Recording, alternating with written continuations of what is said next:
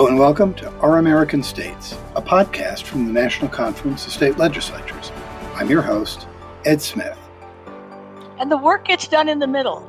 We have an obligation. Pay attention to everybody that comes in, and we pick out the good stuff and try to put it together in a way that's going to be acceptable not only to the committee, but to the Senate or the House, and then to both, and then to the governor, and then to the public. That was Senator Judy Lee, a Republican from North Dakota, and one of my guests on this special episode of Our American States.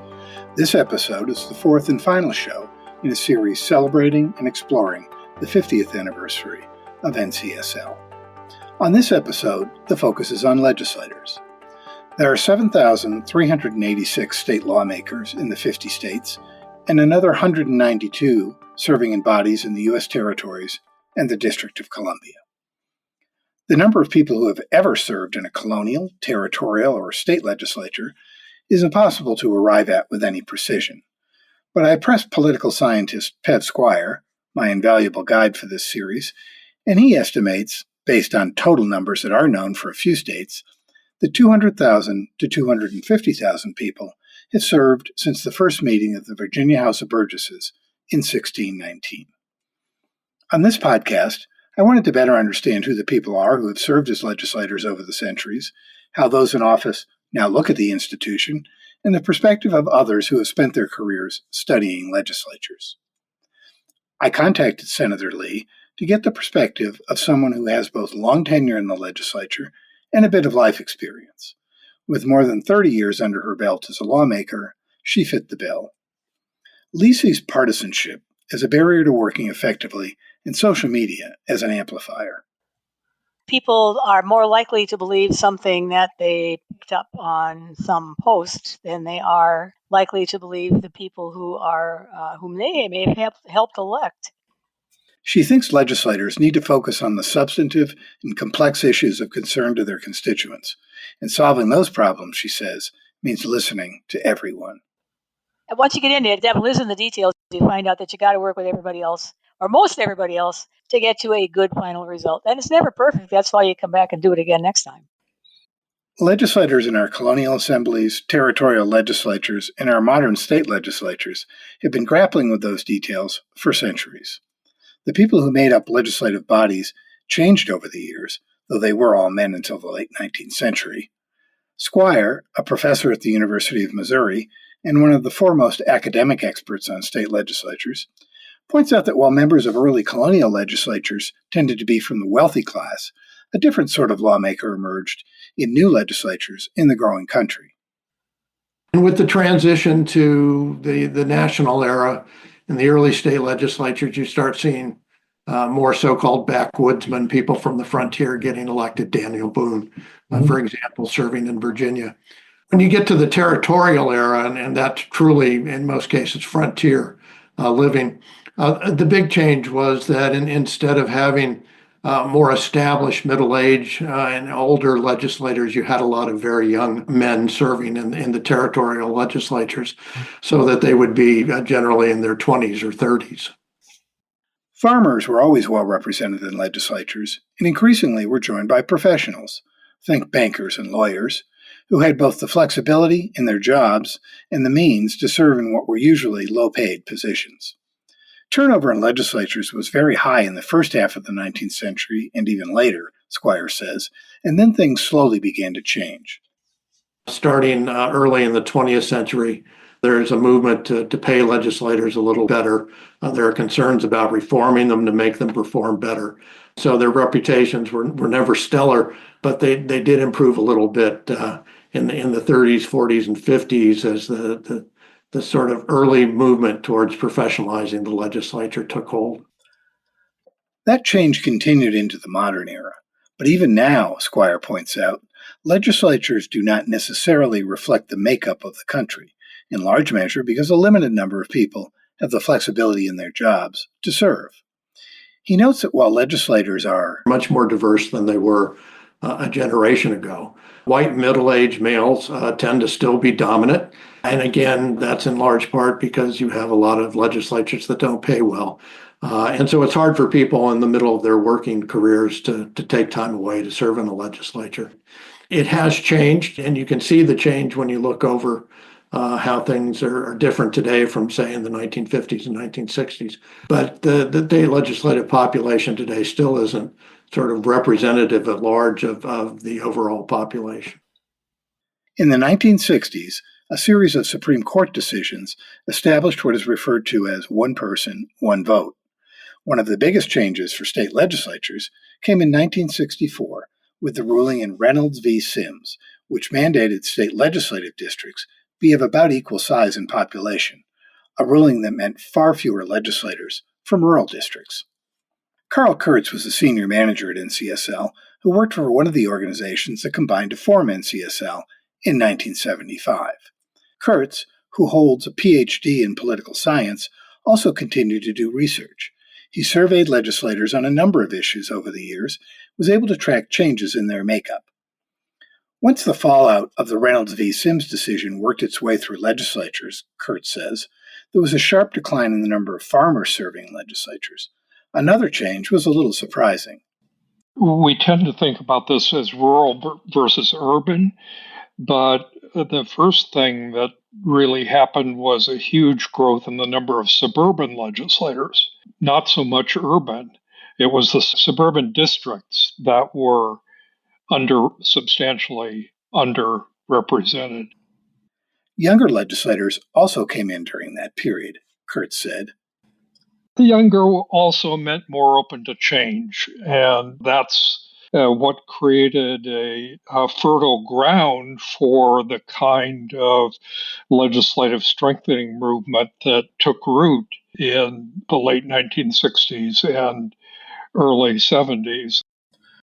That legislative strengthening movement grew out of the reform efforts spearheaded by California House Speaker Jesse Unruh and were ultimately aimed at ensuring legislatures were a co-equal branch of government. Many legislatures increased their staff and switched to annual sessions. Kurtz believes those reforms accomplished a lot, but that legislators face new hurdles. In many ways, the reforms of the 60s and 70s were the easy things to do. It wasn't hard to add more staff. It wasn't hard to add better pay. It wasn't hard. It just, cost some money. It wasn't hard to expand the amount of time available to the legislature and the work commitment of the legislators. And it helped that it was a period of relative support for public institutions. There was a good deal of public confidence and belief in what government did. I think the capacity building was successful, and it did enable legislatures to do things better.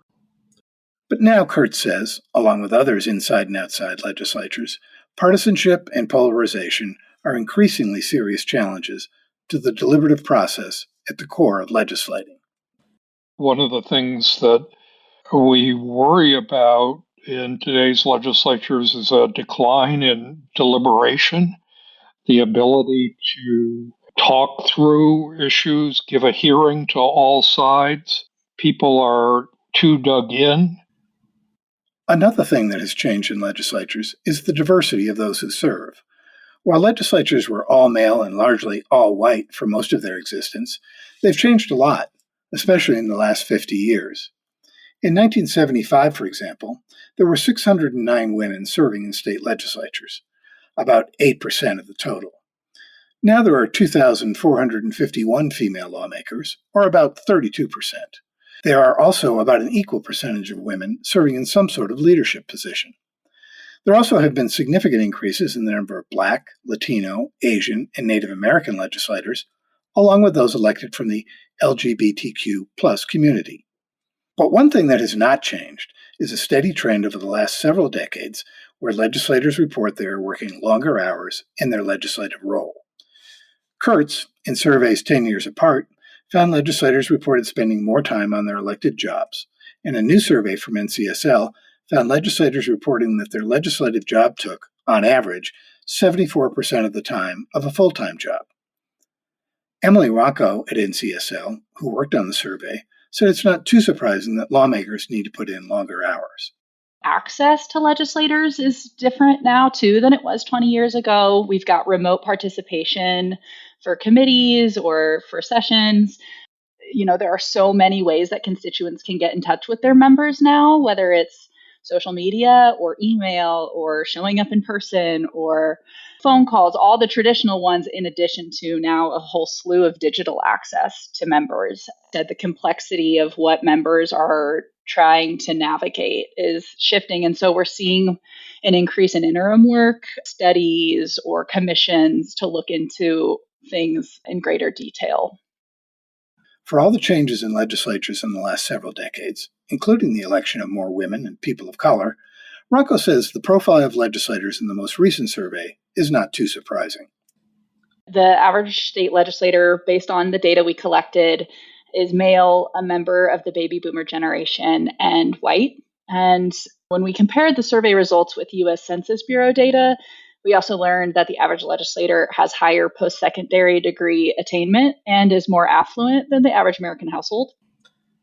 No matter how the demographics or backgrounds of lawmakers have changed, being an effective legislator comes down to some basics, in the view of Tim Story, CEO of NCSL, who's been paying keen attention to legislatures for the past 30 years.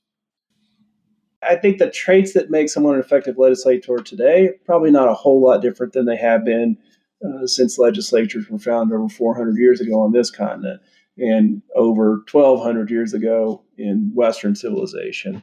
It would be a person of integrity, but not uncompromising, willing to hear other sides of issues, choose the hills you're going to die on, not make perfect the enemy of the good. Story also notes, as have others, that state legislators increasingly over the last few decades have grappled with some of the most challenging domestic public policy issues in the nation, often when Washington has failed. He says it probably should not surprise us. I think both in terms of the population and the way the world economy has changed, we underestimate how impossible it is to come up with policies that really can apply to the entire country when we have so much diversity and difference within the country, both within states and across state lines. I don't know that we should see this as like Washington is broken, as like maybe this is the natural evolution of things.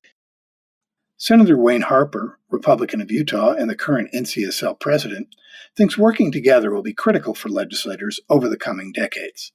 So we as legislators need to go through and say, okay, we don't know what's coming down the road in 20 years or 50 years, but let's make sure that we've got the right laws and the right things in place so our children, grandchildren, our friends and neighbors can enjoy the same quality of life and the opportunity that every resident of the United States should enjoy. So I think we should be keeping doors open and, more importantly, talking together on how we want to make that happen and work together to enable it. One legislator who will likely be around to see how things work out decades from now is Representative Kaylin Haywood, a Democrat from Wisconsin. Haywood is 26 and the Assistant Minority Leader in the Wisconsin House. He's been a legislator since 2019. Haywood points out that people of his generation have different priorities than older legislators. A lot of time you have some older legislators who are maybe baby boomers. They bought their homes. Their homes are paid off. They've been around for a while. They paid off those student loans. They have health care, et cetera. For young people, that's not always a reality. Like his colleagues across the aisle, Haywood thinks moving past partisanship and polarization is critical for legislatures.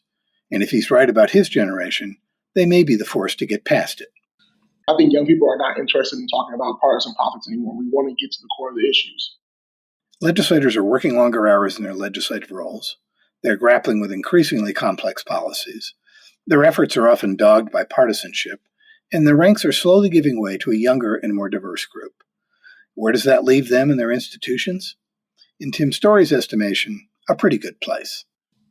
Legislatures are undoubtedly more effective and efficient institutions today than they were when NCSL was formed in 1975. In terms of impact on making people's lives better, improving policy in the states, there's almost no doubt that the legislatures of today are far more equipped, far more active, and have a much more dramatic impact on the policies that shape the lives that people live in the different states. I've been talking with Senator Wayne Harper, Representative Kaylin Haywood, Senator Judy Lee, Carl Kurtz, Emily Ronco, Pev Squire, and Tim Story about NCSL's 50th anniversary and the vital role of legislators in the nation's governance. Thanks for listening. You can check out all the podcasts from the National Conference of State Legislatures by searching for NCSL Podcasts wherever you get your podcasts. This podcast, Our American States, dives into some of the most challenging public policy issues facing legislators. And Across the Aisle, host Kelly Griffin tells stories of bipartisanship.